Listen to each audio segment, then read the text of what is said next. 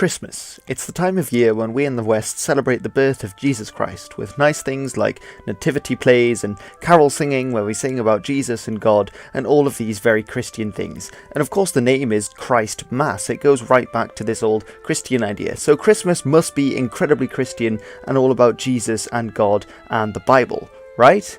Well, not quite.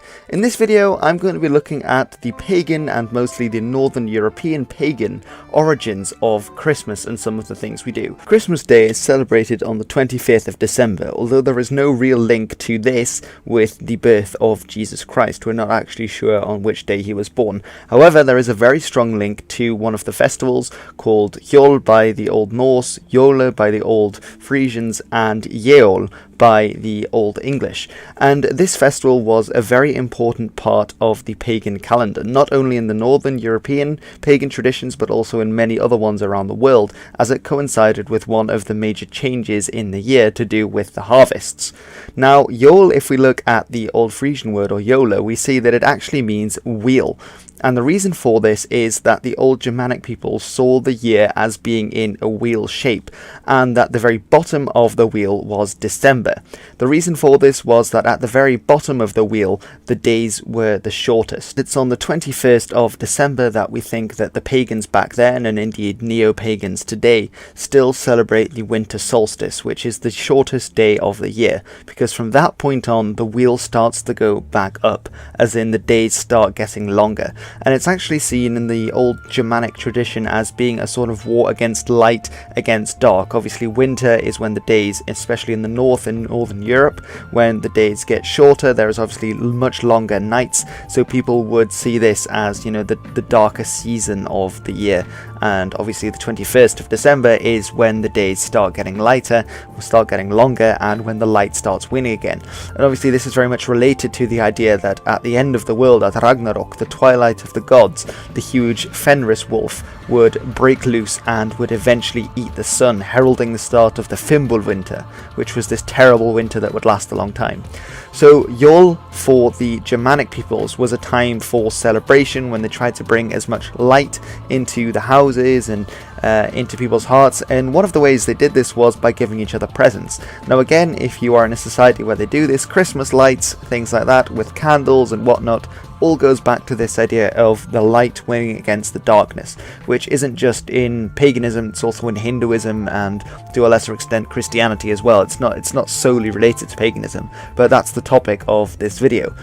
And in this season, people would give each other gifts. Families would give each other gifts at this time, obviously to celebrate and to celebrate the light coming back, as well as bringing evergreens into the houses, as evergreens were also signs that things carried on, that it was all part of the wheel of life that they believed in, and that then the days were obviously getting lighter again and things would be becoming green again. So again, this is another symbolism for the fact that light is triumphing over darkness. And obviously we still do this by bringing in Christmas trees, and they've sort of amalgamated the two by bringing in a tree, an evergreen, so usually a fir or a pine, and by decorating these trees. Now, why trees, you might ask? Well, trees were very important for our Germanic forefathers, because of course the world tree, the very tree that they believed the world was a part of, was called Yggdrasil, and Yggdrasil was essentially a huge tree with, at the bottom of it, you have Nidhogger, who is this dragon who gnaws on the roots, and all the different worlds, so the worlds of men, of giants, of elves, dwarves, all of this, they all sit on this tree. So obviously it's hugely important. And actually Odin, the head god, the chief god, he actually hung from Yggdrasil for 9 days and 9 nights in his quest for wisdom. So obviously there is a deep connection, and various deities actually have specific trees that are dedicated to them. And for example, when Boniface went to Freyja and decided to chop down, it's called Doners Eik in Dutch, Doners Eik, which is the oak tree of Thor. Oak trees were related to Thor. This is why the Frisians killed him, because trees were really important to the Germanic peoples. And of course, he was contributing to deforestation, which wasn't cool, Boniface. You want to sort that attitude out. Now, another interesting thing about plants in the season is mistletoe. And for those of you who aren't aware, there is a tradition in the West, at least in Britain, and I'm fairly sure over the pond as well and in other parts, that if two people, usually a lad and a lass, although anyone else, that's fine, if they meet under mistletoe, then they have to kiss. And this tradition also probably goes back to the old pagan traditions and to a god called Baldr. Now, Baldr was the son of Odin, and he is the god of light and happiness and essentially pure, nice, good things. But he was actually killed by a trickster god called Loki, who tricked his brother Hoder, who was blind and also a smith, I believe, into killing him with a staff of mistletoe. Now, you might think it's weird that then mistletoe is this good, nice item, but actually there is an idea that in one version of the story, Baldr eventually comes back, and that's another kind of thing in the Norse myths and things, that a lot of it is still things that are to come. So Ragnarok hasn't happened yet, it's still going to come, and it's the same with Baldr. They believe Baldr will come back at some point, so they then connect mistletoe with Baldr, with happiness and goodness, that kind of thing, as well as perhaps being connected to Freyja, because in some versions of the story, Baldr is brought back to life, and then Freyja, to sort of cover up the whole misdoing of the spear of mistletoe, or the arrow of mistletoe that killed him, makes mistletoe this plant of love and happiness and kindness, because of course Freyja is the goddess of love as well, so then you have that connection there. And I should also mention that mistletoe is very important to the Celtic peoples, especially to the Druidic class, who probably used it in various rituals. And the white berries, in the Norse mythology at least, are said to be the tears of Freyja, who wept, obviously, when her son Baldr was killed. So in a previous video I talked about Sinterklaas, who is essentially the Dutch kind of Santa Claus figure, although we celebrate that on the 5th of December rather than the 25th. And I did mention that Father Christmas as well is sort of a more British and older spirit, but they are very much related. And actually when you compare Sinterklaas or Father Christmas actually with Odin, the Germanic chief god, you see a lot of similarities between them, as they are all essentially based on the same character. So you see that this, again, the whole idea of Santa Claus is very much based on the one-eyed wandering god who also flew through the sky, who also gave things to men and that kind of thing, which is very interesting once again. And he is actually Odin. One of his names is the Yule Father, and the Yule Father means, again, Yule from the same thing as we get the Yule in English is sometimes used, and Yule in various Scandinavian languages. So he was called the Yule Father, which is literally Father Christmas, but then with the different words that they used at the time, which is very interesting once again. And it's thought that perhaps the word jolly came into English from French, actually, in a similar route from jolly and Yule or Yol.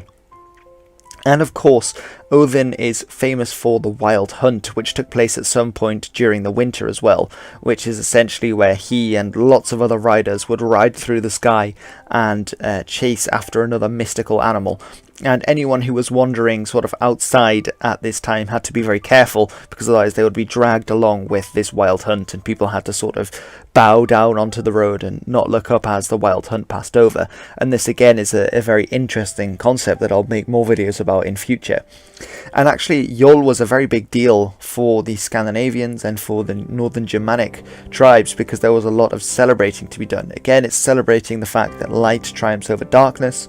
And actually in Norway, the first Christian king of Norway, actually Håkon den Gode, or Håkon the Good, he actually made it compulsory for people to drink a substantial amount of alcohol over all the days during the feast, and it was he who brought the sort of the Christian Christmas kind of feast to be on the same days as Yule, so the festival of the pagans. And while he was a Christian king, he at that time needed the support of the pagan earls, so he didn't do much to convert the Scandinavians. But it's interesting that he then made it compulsory for people to do this. And it seems that horse meat and the consumption of horse meat was a very important part of the Yule festival, as were making oaths. So for example, Ragnar Lothbrok, the reason he went to England with 2 ships and was then ended up being thrown in a snake pit was because while he was drunk he made a boast, an oath to the gods, to the Aesir, that he would go over to England and capture Northumbria with 2 shiploads of men, which didn't go very well, but these oaths were taken incredibly seriously by the North Germanic peoples of the time. And, you know, these oaths are the reason why we have New Year's resolutions, which are essentially also oaths, although many people don't end up sticking to them. That also comes down to all the feasting and celebrating throughout Yule, which is usually a few weeks long, and that they then promise, they swear an oath to do something. And as well, you have that this is often called a blot. Blot is the Old Norse word for blood, and blood comes down to the fact that they would sacrifice an animal during this time and eat it, make a big feast out of it. And what do? We all sacrifice our turkeys and eat those. So, you know, you can thank the old Germanic peoples for that as well. So thank you very much for watching. I hope this has been somewhat interesting, and that you've learned a little bit about the customs of our old Germanic forefathers and what they did around this time of year.